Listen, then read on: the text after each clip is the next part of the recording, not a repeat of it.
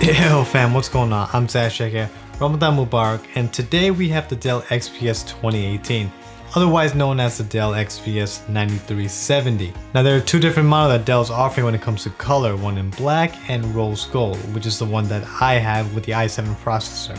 I want to start off with the design, and I immediately fell in love with it. The rose gold is very appealing with the smooth aluminum design, and the Dell logo is stamped right in the middle, just as usual. And the backplate also has a rose gold finish with its model name XPS. As said before, there is a black model, but when you place both side by side, the rose gold just seems more appealing and just more elegant. It's a little on the thicker side, measuring at 0.46 inches, and it weighs in at about 2.65 pounds. It's a lot considering the small form factor for this little laptop. When it comes to ports, it does seem a little less traditional because you are missing a USB Type A port, but Dell does offer a dongle with the laptop. On the right side, you have one USB Type C port with power share, so you can charge your device, a micro SD card slot, and a headphone jack.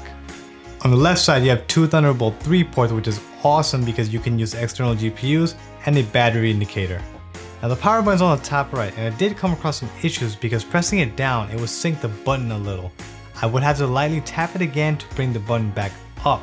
However, it is also a fingerprint scanner through Windows Hello, and it worked pretty well for me for the majority of the time. Now one of my favorite things about this laptop is the keyboard and trackpad. The trackpad is made out of glass and it's nice and big. It's also Windows Precision, so I did not have an issue with tracking and scrolling. The key travels are very comfortable and it's one of the best ones I've used on a 13-inch laptop, probably one of my favorites yet.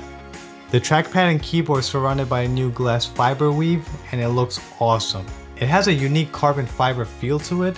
Dell claimed it to be stain resistant, but I wouldn't take my chances on it with a Sharpie. The 720p webcam is located right below the screen and it just seems silly of its position. And video chatting with someone can get a little awkward because the lenses are just looking straight up your nose. This is probably one of the things I dislike the most of this laptop. I don't like the black camera cutout on the white model because it makes it a focal point on the laptop and you just can't stop looking at it. The bezels on the screen are very thin, making the display more attractive. You have the option of having a 4K touchscreen display, but honestly I would stick with a 1080p model. The chances of you using the touchscreen and seeing a major difference between HD and UHD display on a 13-inch laptop is pretty minimal. Now when it comes to gaming, it's pretty average because it uses Intel's UHD 620, so you won't see a lot of lag unless you stress your machine on high-end gameplay. It's built with Intel's U chip, which is better for load time, and this model here is the 8th generation i7 processor with 8GB of RAM. Remember, you have the option of choosing different packages with different RAM, storage, and processors. The two speakers are attached on the side and it sounds good, not great. I wasn't so blown away, but for a 13-inch laptop, it does the job. I just wish the speakers were around the keyboard so the audio would project towards you, not away from you like it does right now on the sides. There's a big fan located on the bottom and I do like how quiet it is, but this little guy can get real hot when gaming or watching videos, and I'm not a fan of the thermal throttling. It has a 52-hour watt battery and I'm very impressed with it. It gave me around 10 hours of usage.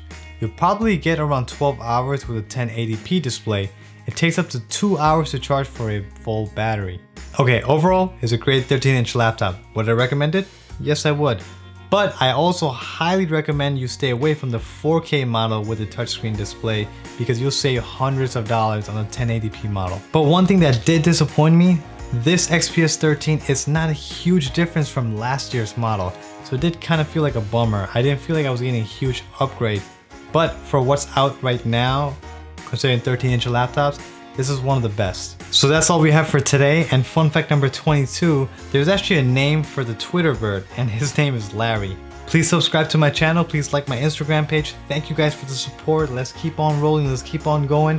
Thank you for watching. I'm Sayzad, stay tech strong, and deuces.